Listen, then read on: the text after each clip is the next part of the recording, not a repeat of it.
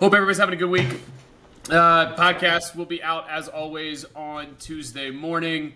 We've got a great interview this week with one Jack Wilson, 12-year Major League veteran, 2004 All-Star Silver Slugger shortstop, and probably one of the grittiest players Flax and I ever got to watch. Now, the real question is Jackson, how much of Jack Wilson's career did you get to watch? What year did he retire? Was he like early 2010s? 2014? Does that sound right? Yeah, it was. So yeah, I was 9. I was 9 Sick. when he retired. Yeah, and by that point, he was not playing in the Cardinals division anymore. That's true. I believe I do have one of his baseball cards. Hell yeah. Dude. He did some pretty cool things with his baseball cards that he told us. So, like, back before they had these things that would make them one-of-one cards, one of the things that he would do is he'd put a date that was meaningful to him under his signature. So he basically created one-of-one cards, and he showed us the one that he got for Jacob, and it was Jacob's birthday under the awesome. Signature. Really cool. Like, that's a super cool thing to do. What are you looking for? That line back there? Really bothering you? Yeah, it fell down the other day and I put it back. I didn't put it back right. It's really bothering me. I'm just like staring at it over my head in this. What's the score of that game behind you? The score of the game behind me is 2-2. Rivalry weekend ends. I don't think that's right. No? Did something change? It was 2-2 when I got up a couple minutes ago. Wow, it's 4-2 Yankees now. I was going to say, that doesn't look like a 2 up there. What happened? Do we know? Yeah, somebody hit a single. Someone scored 2 runs. Thank you, Jackson. It was loaded. No, it was a bases loaded single that scored a run.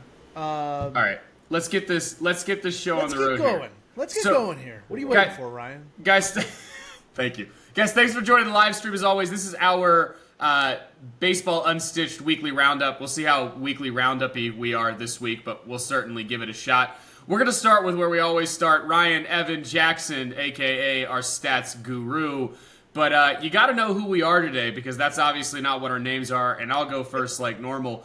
Doug Fister, for all of you guys who remember the Nationals legend, had his best full season with one team in a Nationals uniform. I really enjoyed watching Doug Fister in 2014. 4.4 WAR, 16 wins over 25 games, started with a 2.41 ERA, and he finished 8th in the Cy Young voting that year. Big part of my childhood. Doug Fister, 2014. I went with Xavier Nady. Jack Wilson mentioned him in the interview, and it just brought back so many memories. You want to talk about a journeyman? Yeah. 8 different teams this man played for. He was all over the map. 2000 was the first year he got a plate appearance. It's wild. In 2000, he made his debut. He played in one game, got 1 plate appearance, went 1 for 1. And then I guess got sent back down.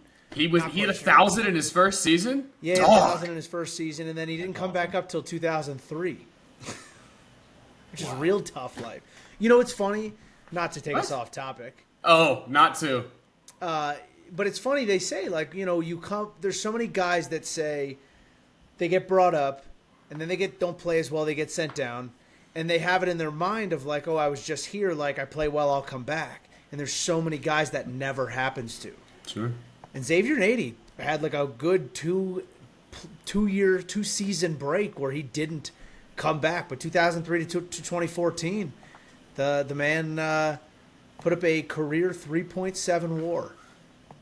True journeyman. 8-2 Yankees. 8? Bellinger just hit a nuke. Grand slam. Sure. I guess I got next with Joe Ross. Favorite Joe Ross fact, 5.2 career WAR, 3.3 of it in the first 2 seasons. With what team? Washington Nationals. Let's go! It's also one of my favorite names. Joe Ross is just a baseball name. I don't know why Joe Ross is a baseball name. He's not played football, he's playing baseball. Can we talk about the fact that Joe Ross is 31 years old?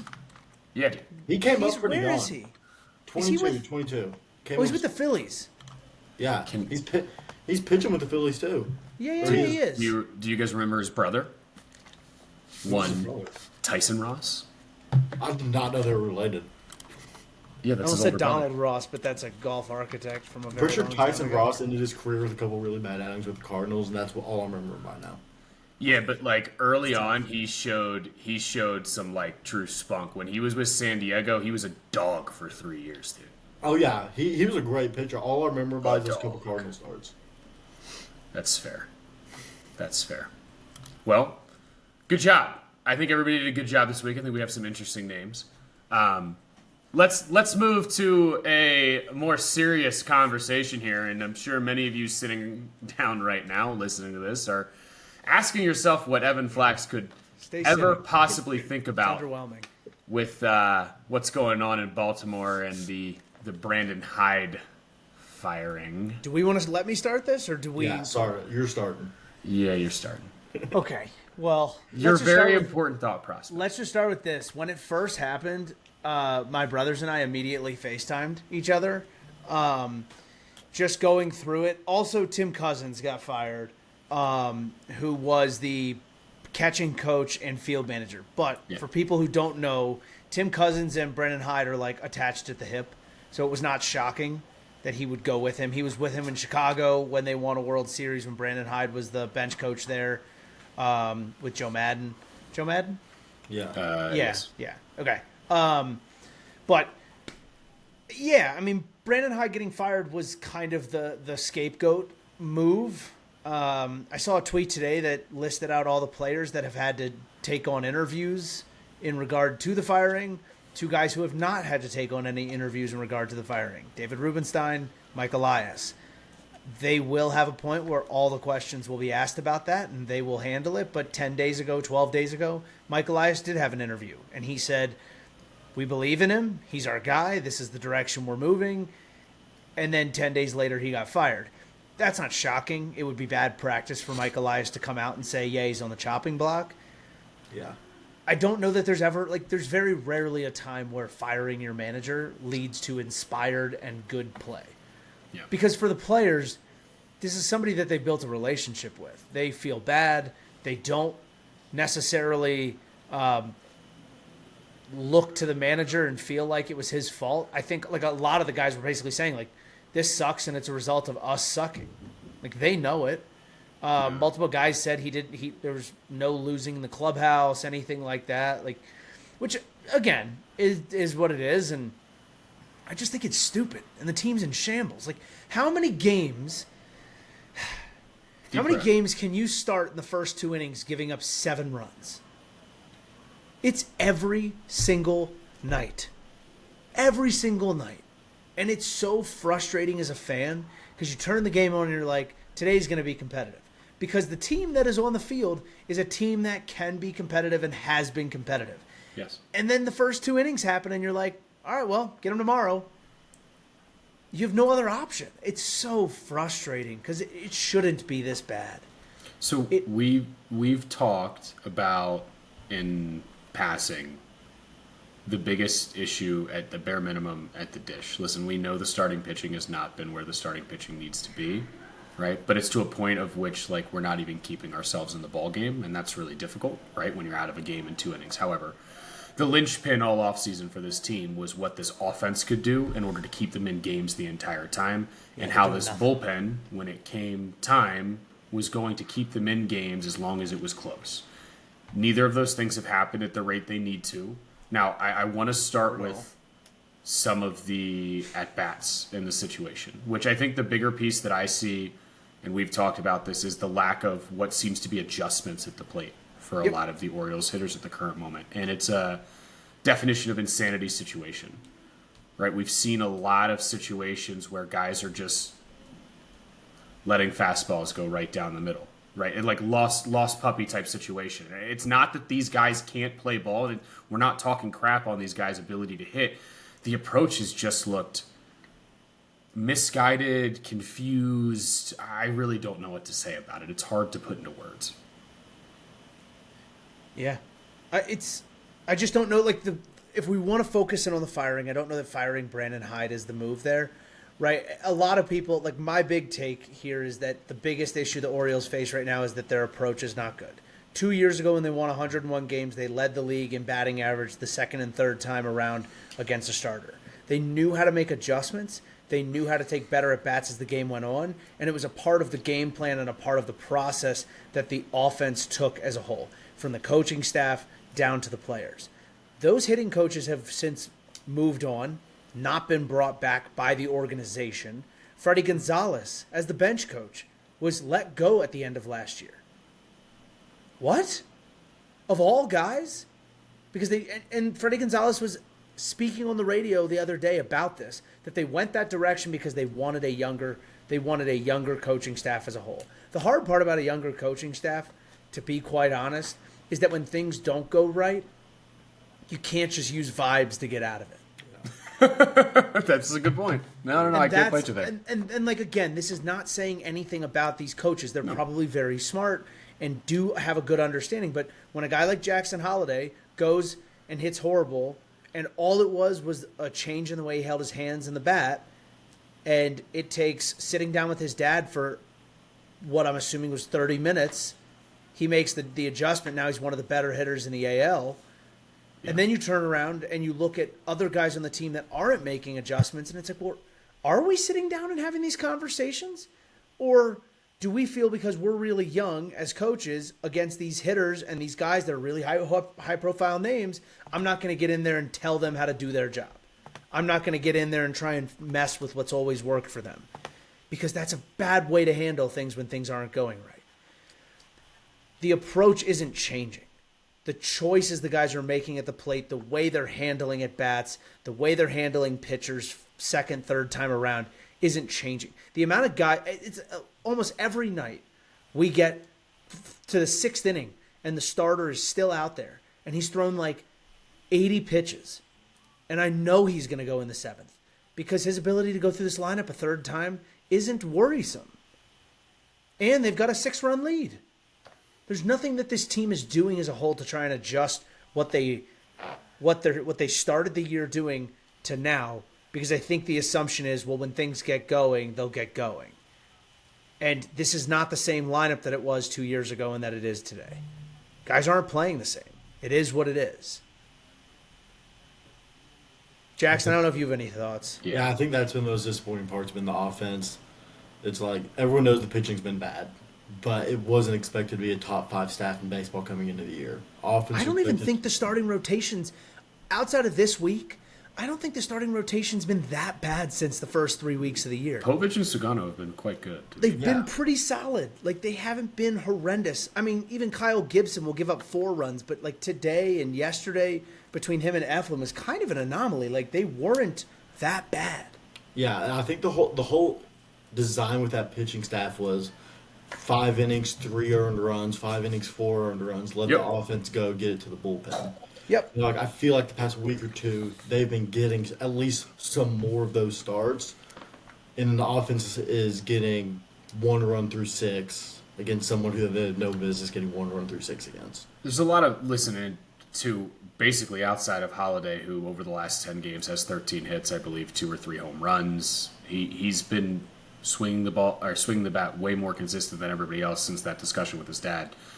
However, outside of him, very volatile what you're getting from the rest of the lineup. Gunner's started to show he's looking a little bit more like himself, but he'll still have nights where he's 0 for 4 with 3 Ks, right? Adley has had a couple multi-hit games of recent, but it hasn't been at the level of consistency of which the Orioles need, right? And it just moves you into position to what is next for the Baltimore Orioles. And we've had some discussions about this too, and I understand the thought process from the coaching staff and what's been said in interviews from the new interim manager is like, hey, we're still pushing, we're still focused on this year. And I think it's really going to come down to where they are at the All-Star break, right? And Flax and I have talked about this before.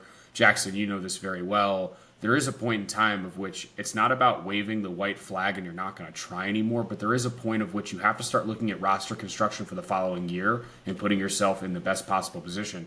They've got multiple guys in a Ryan Mountcastle and a Cedric Mullins who are coming to the end of contracts, who are coming to the end of what will be their time in Baltimore, not in a negative way, that you do need to get something out of. Now, here's the problem. If they're not hitting, you're not getting anything out of them. Well, what and Zach what Eflin's you're on the getting list is too. If he's going to pitch like he pitched today, you're really not going to get anything out of it. sure, but I would agree with you that Eflin I feel like is a little bit of an anomaly. He's thrown know. well this year, right? That's just me being annoyed. No, but I don't blame you for being annoyed, right? This has been a hard thing to watch for the first month and a half of the year. That's it. But also, we watched the Minnesota Twins win 13 in a row. This is what I try to remind people about baseball. It's easier to watch because it's happening a lot less. Just keep watching your pseudo team, the Sacramento Athletics. I'll say this Well, though, that are my another Hawaii Rainbows. underrated, frustrating part.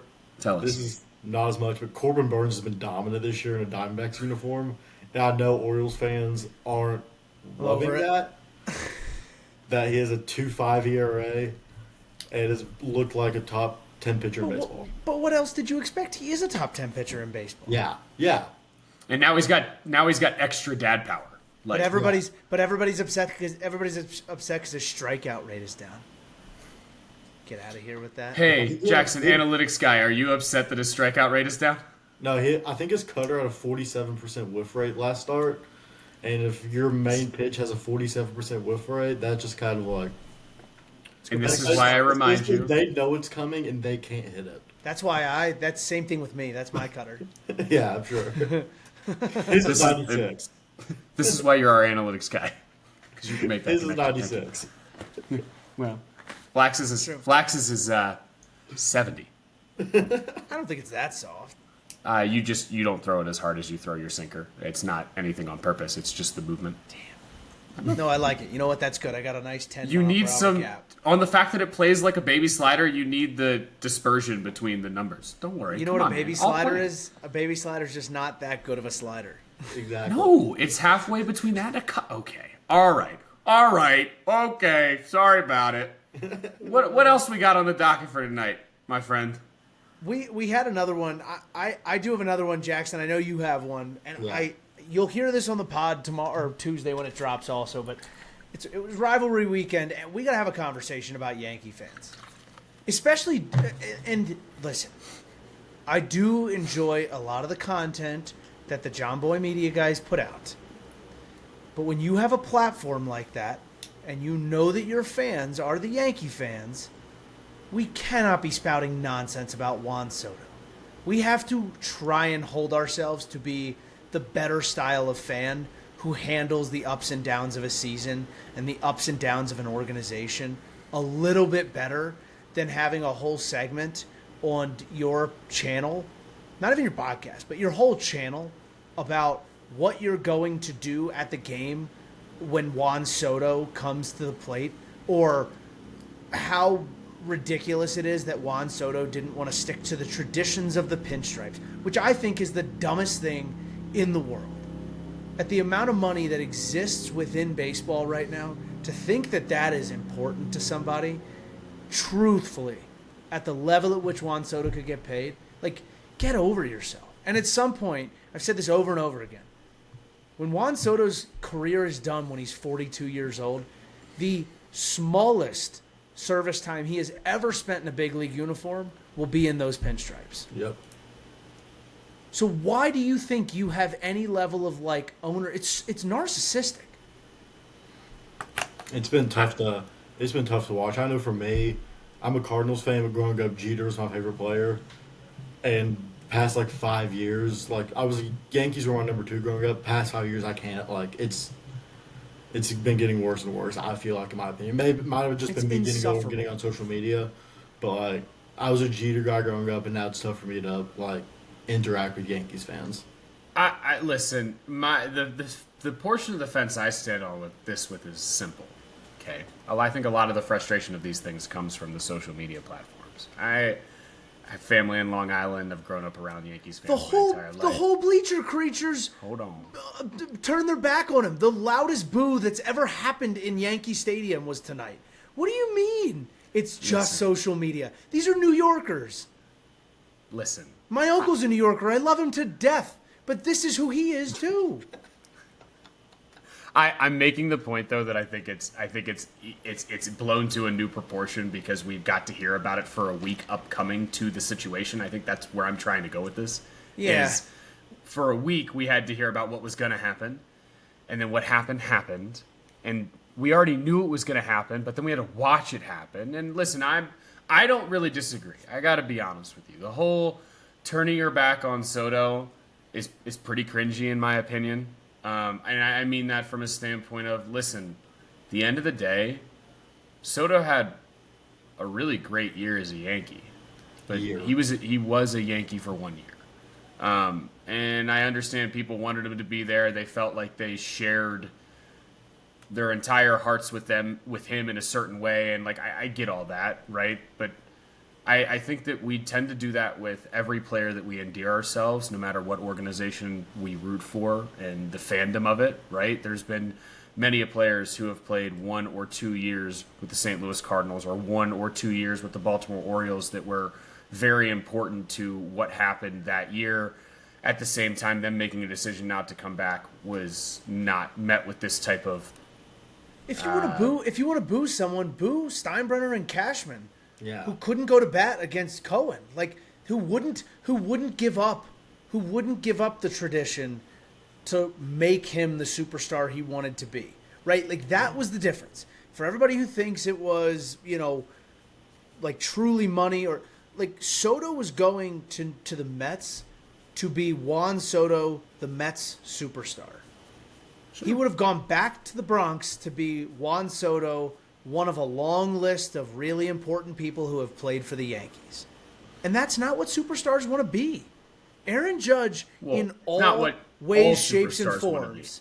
Right? Right. But like Aaron Judge, in all ways, shapes, and forms, as a human being, player, person, is an anomaly. It is not normal. What he can do physically, he is a specimen. But the way he handles himself, the unproblematic nature of the way that he goes about his business in a very, very difficult place to play is not normal. Right? Like to then sit there and be like, oh, but we have Judge, or oh, Judge did X, Y, Z. Like they're not the same person. No. Clearly. Well, listen, this goes back into two different things. One, we've got to remember that these are people and they're going to do what they want to do. Okay. Now, the other thing I want to remind people about the duality of the Soto contract and a lot of these contracts that young players are signing is Soto waited for free agency, and Soto got the largest contract we've ever seen in our entire lifetimes for a athlete is really what this comes down to. Okay. But a couple months later, guys like Jackson Merrill and Christian Campbell signed contracts in order to stay where they were, which were very, in my opinion, fair contracts, guaranteed, getting them paid earlier in their career. And everybody said, whoa, that's not what they're worth in free agency. Why in the world would they ever do that? So what do we want? Do we want young players to be smart about it and lock up money and lock up financial future? Because at the end of the day, the difference between $60 million and $100 million is way less than any of us think. And I can tell you that from a standpoint is I don't have that money. And I do still know, having a dad who taught finance, what that type of money can do for people. So my point being is this. At the end of the day, Soto bet on himself, said no to a $425 million contract with the Nationals, right? He got to free agency. He got the best possible deal and offer he could have gotten in a place where he could be the superstar and the one. And on the flip side, that's completely fine. Let's be clear. That is great. On the flip side, players are also allowed and able to decide to sign deals earlier to guarantee themselves financial future, which might be a little less betting on yourself. I'm a sales guy. I bet on myself every day. You don't have to have that mindset to be in the right. Like, for me, the bigger duality is how all MLB fans react to contracts of this nature. And it's like, if you want to bet on yourself, great. There's been a lot of guys who that's worked for, and there's been a lot of guys who that's been terrible for. You want to sign an early contract, there's been a lot of guys who that's worked for, and there's been a lot of guys who have snuck out the door with a lot of money. And I don't say that in a poor way, because I'm glad they did. Scott Kingery, Jonathan Singleton, guys, those contracts did not go well for the major league teams, but guess what? Both those guys got paid, and good for them. True. At the end of the day, good for them. Good for them. Those teams can afford it. Artie Moreno gave how much to Scott Kingery? Oh, no, Phillies. Sorry, Phillies. It would have been... Yeah, it was like someone in the 30s, I think. Who's there? Never had a major league plate appearance. Yeah. Him and John Singleton both signed deals, and they've never had a major league plate appearance. Dave Dombrowski's the Phillies Sounds right. GM, right? That sounds right. Yes. Sure. There you go. So, I don't know. I think they do need to get a little younger. Not to change topics. Who, the Phillies? Yeah. Yeah, I mean, Am I crazy in thinking that? I don't think you're crazy in thinking that. I think the question really becomes is what their next wave of guys actually looks like when they get there. The Aiden Millers of the world, the Andrew Painters of the world. Well, they have one today. They had Abel, Nick Abel threw really well.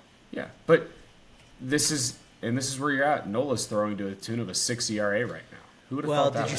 did you see he just went on the 15-day IL because of an ankle sprain? Yeah, but they're also getting Wheeler. You think that's a real IL stint?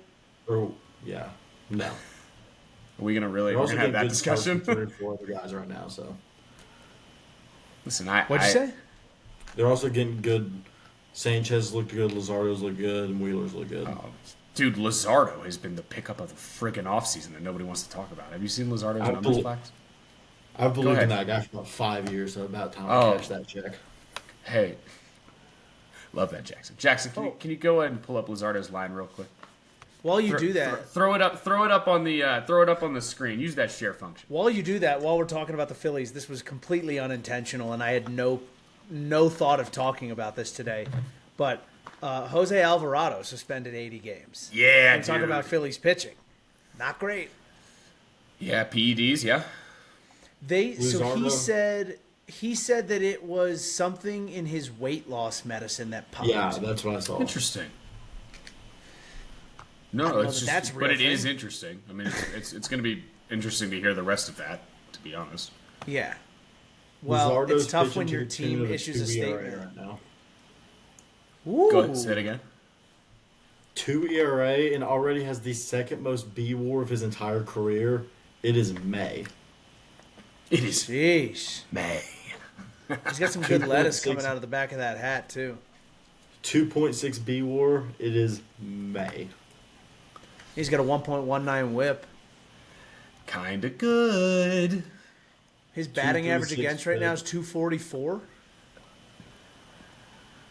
15 walks to 57 Ks. 0.3 home runs per 9. 0.3. Like when it Sure. starts with a 0. So he's given up 1 home run, 2 home runs. 2. Nice math, Flax. Always knew you could do that. It's 0.3 is a very small percentage of the amount of innings that he's pitched, and he's thrown 54 innings. It was shot in the dark. It was going to be 1, 2, or 3. Just wanted to Thanks. just wanted to Mental show math, I people you knew guess. what you're doing. That's all. My mom was a math. My mom and my aunt were both math teachers, so I Damn, come you by it better honestly. You better be good at math. Well, you know Computer science major over there. Come on, you had to do a lot of math. that I was. That I was. Yeah. We got a lot of guys here who do math, and one of the two who considers himself an analytics guy went to school for sports administration. Oh yeah, that's Not me. I know. Not me. I know. All right. God, sports administration. Is that like you walk in and just check a couple boxes and then they hand you the degree? Is that Pretty much. Couple friends here do it. It's pretty much Oh, PowerPoint presentation. Oh. This PowerPoint presentation. This is how you be a marketing guy. And it's then like you just kind of turn it in. it's like in the yeah, SEC. yeah, how everyone's a Jackson, is that what criminal it's like? justice Is it major? just a Yeah, little that's one of what it's those? like. That's what it's All like. right. Yeah. Uh huh. Yeah, All sure. right. That's exactly what it was. I Jackson, think- you had a topic you wanted to discuss. I Say did. what I you wanted jest. to talk about a little Dodgers action with Hyun Kim, Dalton Rushing coming up, Austin Barnes, Chris Taylor out of the door. I think that's a Crazy. very interesting. The Dodgers kind of like ready to move on from the old guard a little bit. Yeah, And I feel like they've been sticking with those guys for a while, good clubhouse guys, and now they're just like, we need to win baseball games, which I know it's the Dodgers. They're always trying to do that, and I feel like that them getting rid of Taylor and Rushing. Hyun Kim is hitting like over 400 right now. Rushing's been one of the best catching prospects for the past, 3, 4, 5 years. So, Yes. yeah, I think it's interesting. Dodgers making those moves, bringing the young guys up. Yeah. So, Go ahead. Chris Taylor was, let me see if I get this number right. Chris Taylor was 135 days away from 10 years of MLB service time. He'll end up fine. finding it. I Rockies have to sign him. imagine somebody will sign him. Rockies. Finding it. Rockies do your Orioles? job. Rockies do your job. Orioles? Pirates. Listen, guys. He's gonna find work. He's Chris Sure. Taylor. He I can agree. play 7 positions, and he can hit with a OPS over 650. Can he? Yeah. Rockies Chris now. Taylor. White Sox now. Let's go. It's not just them though. There's somebody that he will be able to help. The ability to be a true utility defender at the major league level is extremely. Listen, He teams strikes out need it. a ton. He's always struck out a ton. That's been part of his game Because his for a feet. long It's because time. his feet are moving the whole at bat. He does have Scotty Scheffler feet in a batter's box. Hey, there you go. Scotty Scheffler won the PGA Championship today. Yeah, He absolutely did. Good call out. Ran away with it. It wasn't even fun to watch. believe went to the same high school as Kershaw and Matt Stafford. Ooh, you might be right. Yeah, Highland Park. Yeah. Wow. Ooh, Jackson pulling one out of the bag. Yes. I believe Clayton Kershaw was Matthew Stafford's center in No. high school. Stafford was Kershaw's catcher. I promise you, Kershaw Stafford. was his center. Stafford was his catcher. Look it up. I guarantee you, Kershaw was his center on the football team. I'm looking this up. I'm pretty What? sure I'm right. Clayton Kershaw was the center on a football team? For like when they, but like not like senior year. Clayton Kershaw was not going to play football like prior to playing professional baseball, but like early on in high school, yeah. Like on JV, he was like the Yeah, center. yeah. It may not even be online, but like one of my best friends from college, went to Highland Park. His brother went to Highland Park at the same time as them. Like that. I'm just telling you facts, straight from the horse's mouth. All right, well, we learn something new every day. Was not expecting to learn that Clayton I'm Kershaw pretty was sure one. Just Stafford was digging the in. catcher, though. I'm not. I guess the Yankee. the best part here is you could both be right. We're forgetting this part. Yeah. Like Stafford has the quarterback arm motion. Like that's a pretty good slot for catchers. Ask I JT literally, Realmuto. Jackson. It took me 2 seconds to find this. Stafford was a catcher. Oh, that's what you were looking. You were looking up he's my. trying thing. to. No, he was trying to I was looking verify at his mine. thing was also right. Yeah. I don't care about that. Stafford was a catcher. We were both right. Clayton Kershaw played center on the Highland Park High School football team, where he was teammates with Matthew. In high Sick. school. in Had high no school, idea. Matthew Stafford played baseball as a catcher. That is crazy. Okay, They we're were- both it was right. Okay. Athletic school. All right, we're both right. Are you guys okay now? Are we good? No. Yeah, I I'm think. glad my camera's in I the think middle of this, it. I think this is me and Flex were both right. Ryan gets -1 point Yep. because he was wrong. Just wasn't right by anything. We just add one to his tally. Add one to his Yeah. tally. It's now 7. He's gone off camera. This is not Ryan. This is not good for the stream. Shut up. Content, baby. Content. Shut up. No, Jackson, going back, though, it is crazy. I was curious when they announced Dalton Rushing was coming up, whether or not Austin Barnes would be gone, which kind of made sense. But then I was also curious to see how much he was going to get to play.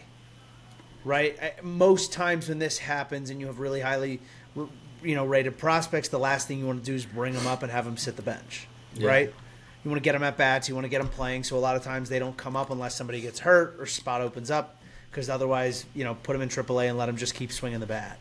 So I'm curious to see how that shapes up. But now that you've DFA'd Austin Barnes, I don't know what your secondary option is. And Will Smith is doing just fine. Both And also, Kim and Rushing. Just going to point out, I believe Austin Barnes was Kershaw's catcher. Correct? Yes. Kershaw first start back, I believe that was yesterday, did not look hot. Yeah, But I didn't listen, expect Yeah. anything. I didn't great to expect begin it, but with. that's something we could keep an eye on. I would agree it's something If it's, worthwhile keeping an eye if it's on. like right? end of June, early July, Kershaw's a 4.95 ERA, then we might need to be like, see what's going on. It's also Kershaw is the best pitcher I've ever seen in my life. Correct. So I doubt it. We're talking about a guy whose first start came in 2008. Yeah. He will be fine. But also, that's just something to keep an eye on. Listen, that is an interesting point. Both Rushing and Kim have come up and immediately swung the bat well. Okay, so here's where we learn a lot. Kim is so fast. Sure. Listen, his tool set is great for what they need. Plus, the ability to play every infield position doesn't Yeah, it hurt. helps. And he's probably a good enough defender and athlete. Also, coming from the Asian realm of baseball, you tend to learn how to play everything. That is something defensively that gets done very, very well. But both have hit early. Okay, so let's move forward from this, though. What's going to happen is what always happens. Sooner than later, probably within the next 2 to 3 weeks, the league will make some type of adjustment on both of these guys. How do they adjust back? This is the age-old thing with baseball. We make everything really complicated. And I'm an analytics guy. I love all the analytics. I love all the stats. All analytics, stats, everything that we have, hot and cold maps, different things like that, all they do is allow us to adjust to a hitter or adjust to a pitcher, right? The hardest thing to do at the big league level is adjust once the league has adjusted to your success, right? My favorite one, and I love this guy growing up, was Danny Espinosa for the Nats. He came up out of the gate. He had a month period where we said, yeah, that's our second baseman for the next 15 years.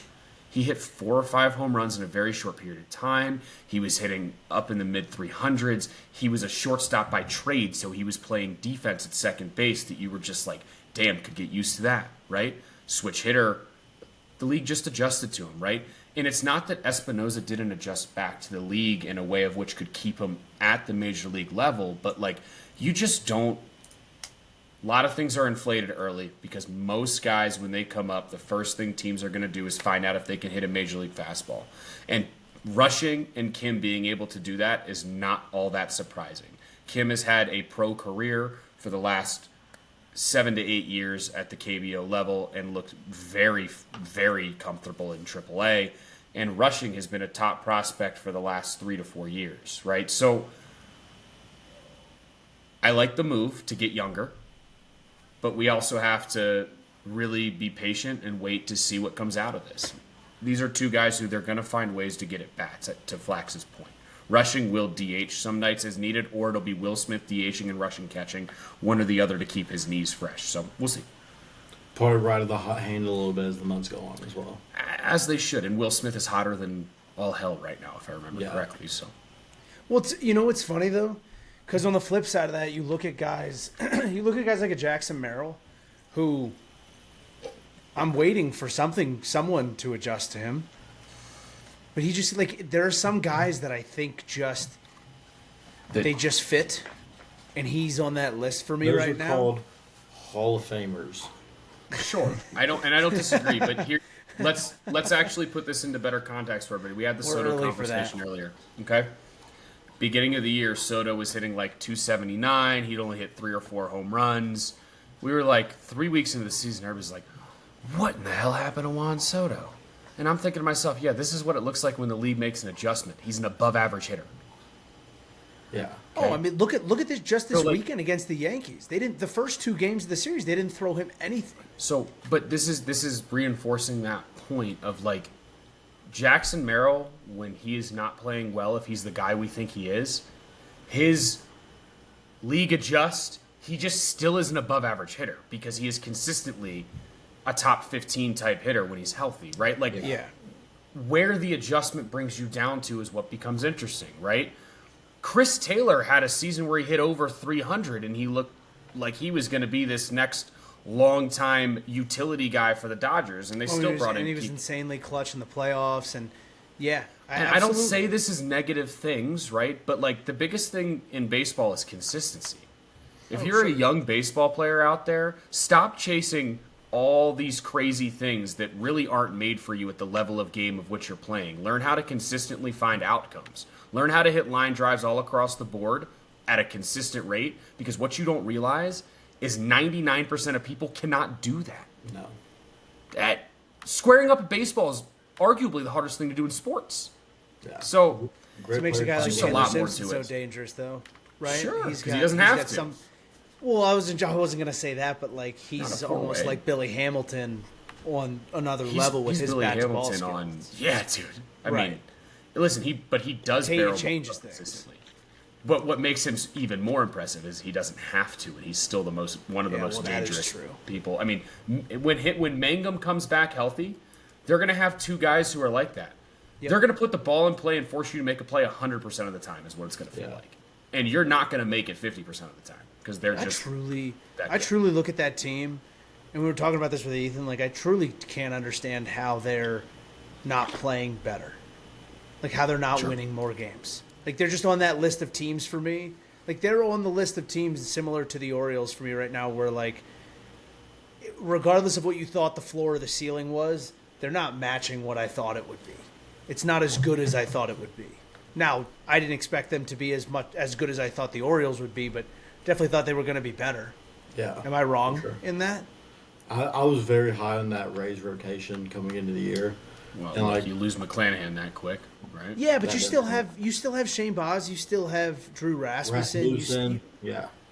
You still got guys, but like they're 4 games under 500, and I'm shocked they're not at least 4 or 5 games over. But again, it's early. That's still early. All I was gonna say is I'm not fighting you, but like we're just hanging on. Remind everybody you would rather be cold early than cold late. So like there's a level of patience that has to happen with most of these teams, right? Like you can talk to players, managers, whatever. Nobody wants to have their hottest stretch of the season right out of the gate.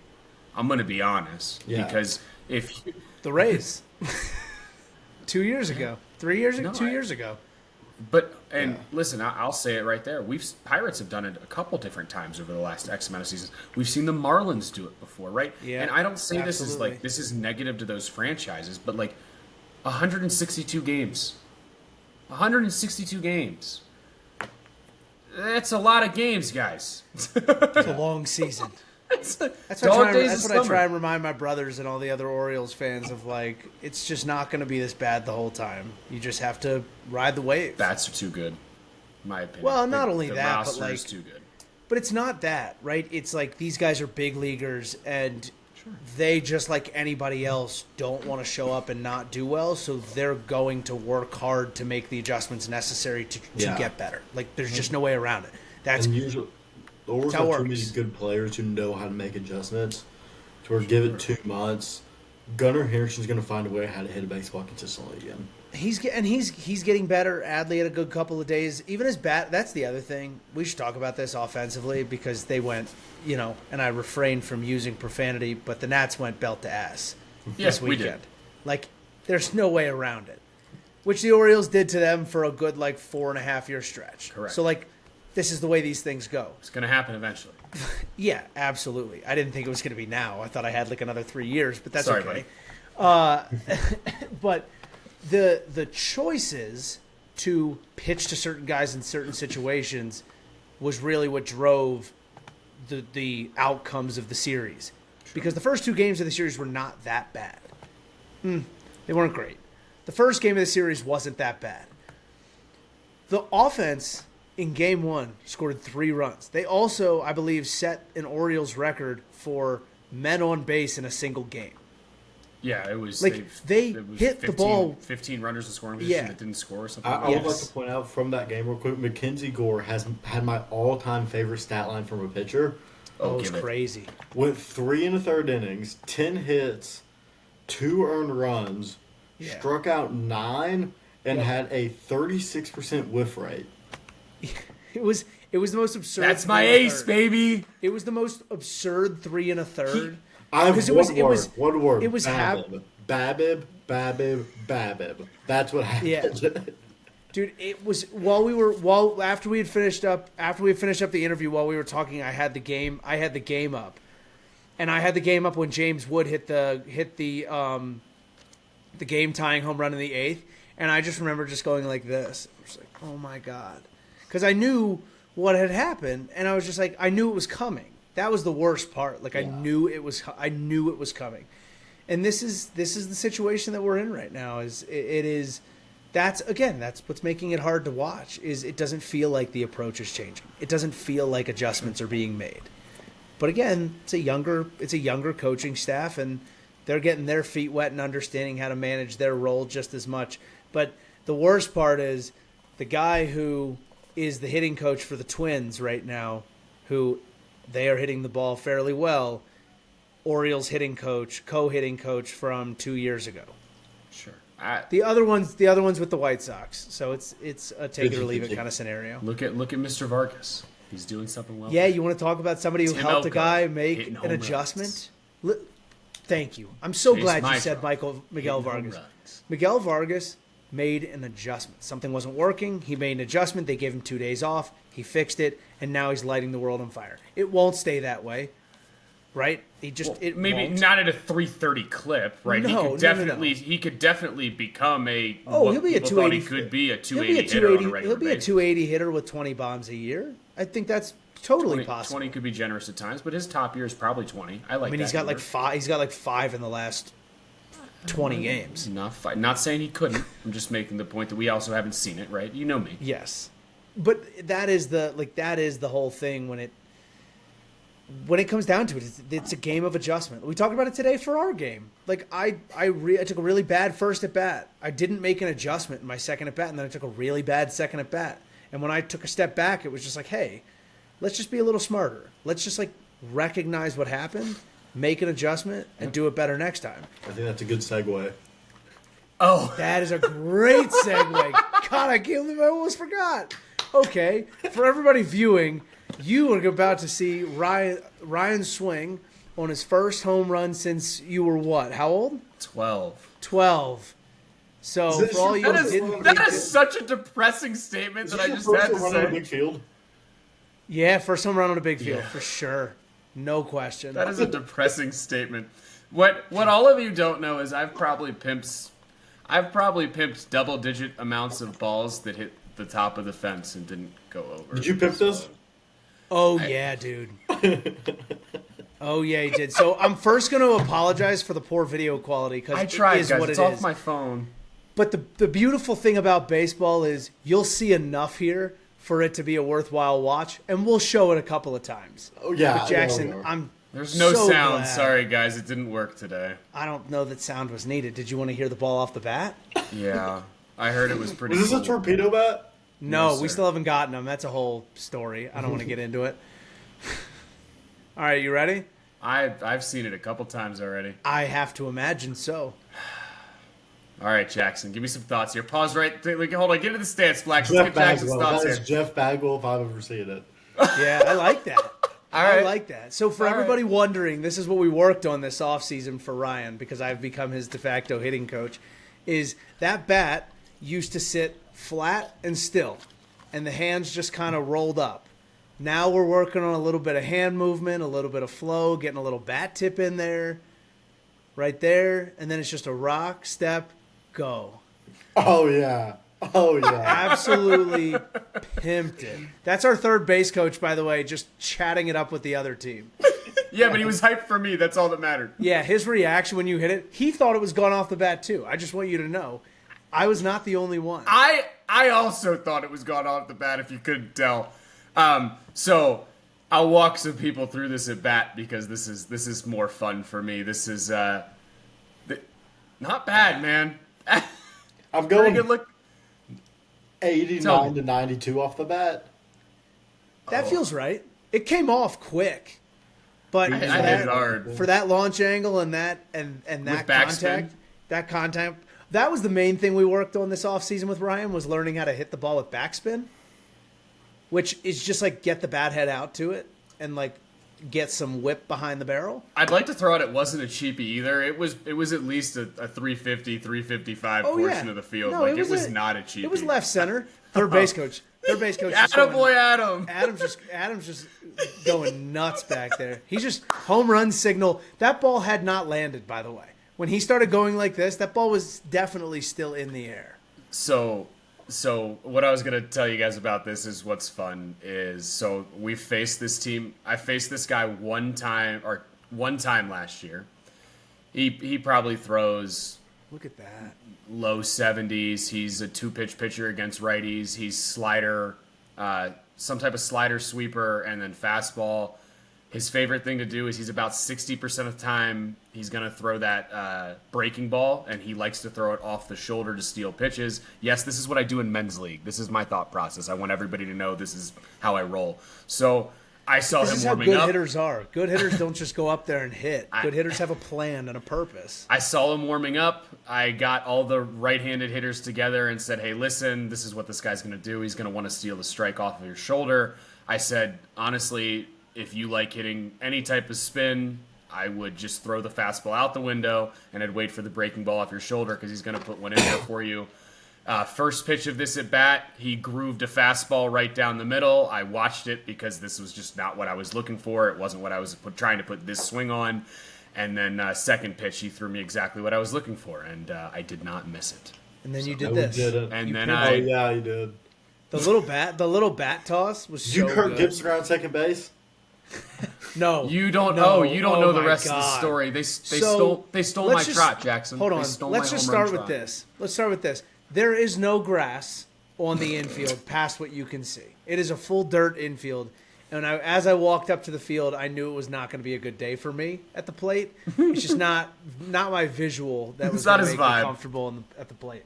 So we get there, and I was like, oh, okay, this is interesting. The field umpire he didn't get there until probably like 10 pitches into the game. Made a lot of the game about himself, just like was very vocal. And the outfield fence had no like tarp on it, nothing. It was just a clear chain link fence.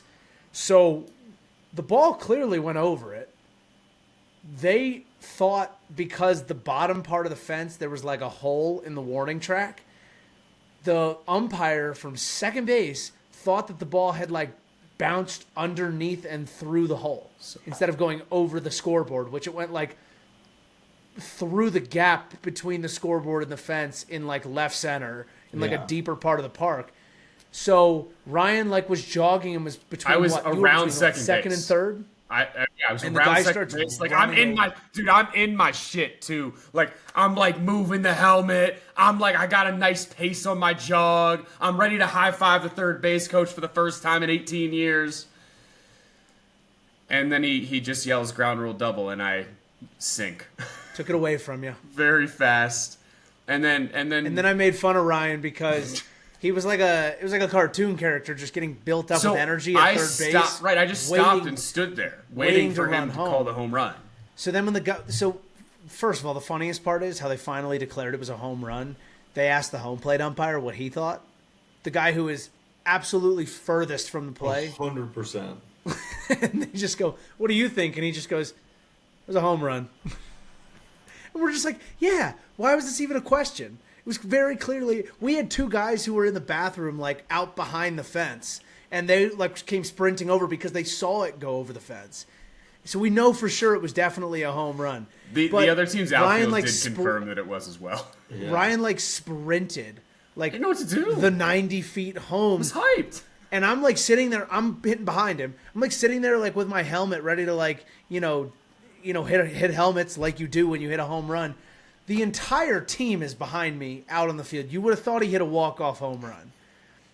It's just like felt like 10U baseball in a nutshell. That's And I was like, what are we doing here? Just jog home, tap helmets, go get your high fives on the bench. You and would then have let's go play defense. gotten that had because nobody came out till they didn't call it a home run. That just so you know. Our team was about to fight the umpire. To be fair, the boys had my back. Like our third Our team base was coach, about to get after this guy. our third base coach he started was yelling at losing him. Like you saw him, he was the Yeah, first yeah. one. And Yeah, I he go, was losing it. I go, Adam, we're good. I said, they're gonna get this right. And I'll in my brain, I'm like, I swear to God, if they don't get this right, I'm gonna be so bummed, dude. Because, so it was pretty cool, man. I haven't. It's been a long time. The lid's off the hoop now. I'm planning. Yeah. We're First planning on Amendment. showing you guys many more because Yeah, yeah. let's make this a recurring thing. Yeah. Should we show them Sick. my double from last week? Your double from last week was so. Kidding. moat. We are not. I know it wasn't a We're not nuke. doing that. Home gotta be runs a nuke. only. Home I run like runs. that. But it was a good looking swing.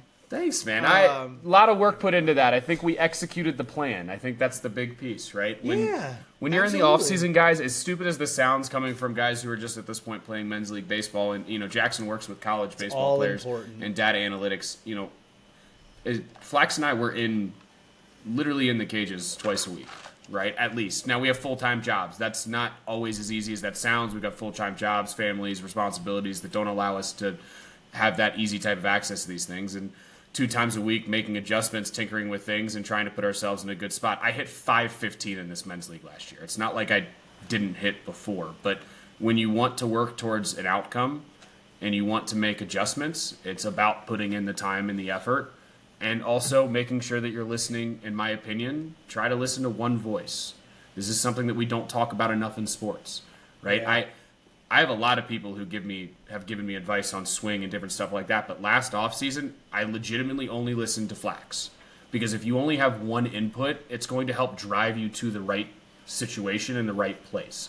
When I was growing up, my dad did a great job of giving me opportunities to work with different coaches and hitting coaches and things of that nature. But what I've found as I've grown up is having 3 to 4 different voices did not allow to a linear path to get to an end goal, because everybody has a different process of how they get there. You want to talk about, because this is not just like kids, this is not just us, like this happens in big league baseball too, where you've got hitting coordinators, hitting coaches, you've got guys who have played in the league that they know, that you've got dads, right? Like you have all these people that could be a space for the hitter that's playing in the big leagues every day to talk about hitting. And there is a sense of, and you probably experience this, because I know I experienced this growing up. You don't want to go to one coach and say, oh, such and such coach told me X, Y.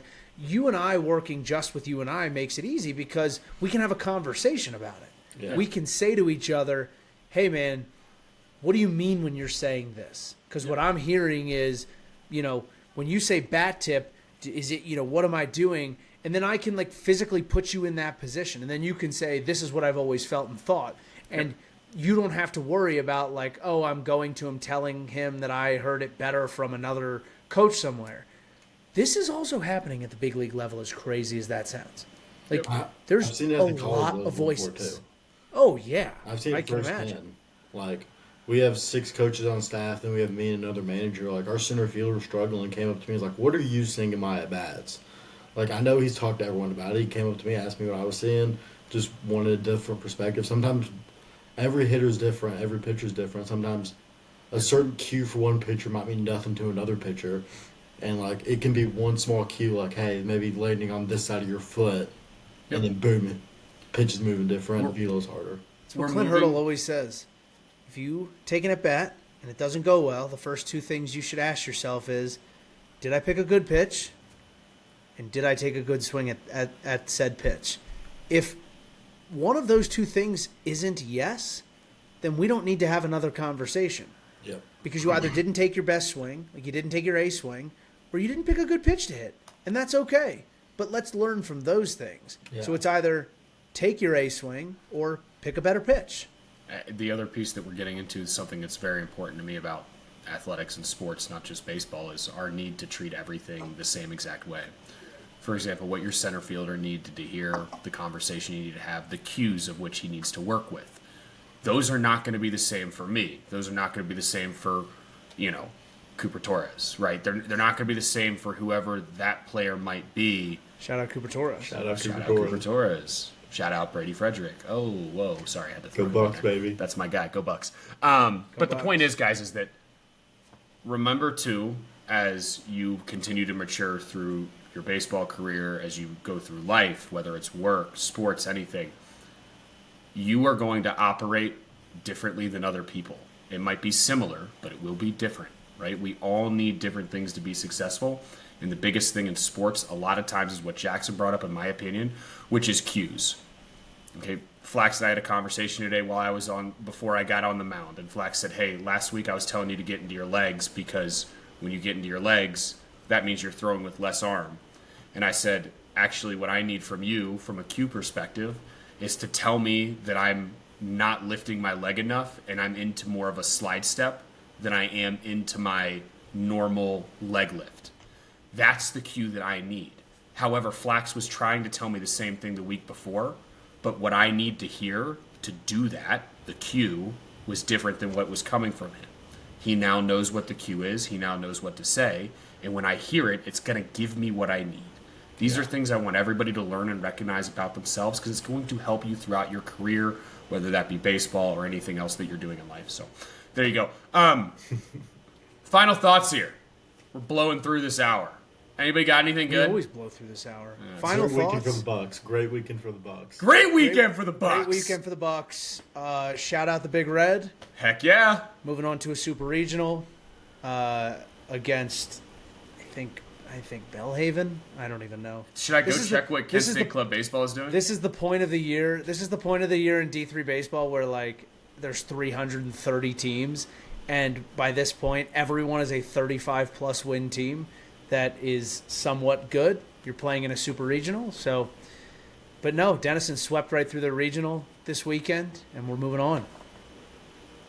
The teams So, of the go Big Red. podcast have done Teams well. of the The podcast. teams of the podcast, Good work, baby. everybody. We like it. The only podcast team that didn't win this week would be the Denver Jays, but we'll Yeah, fix it's that. tough. We'll fix that next week.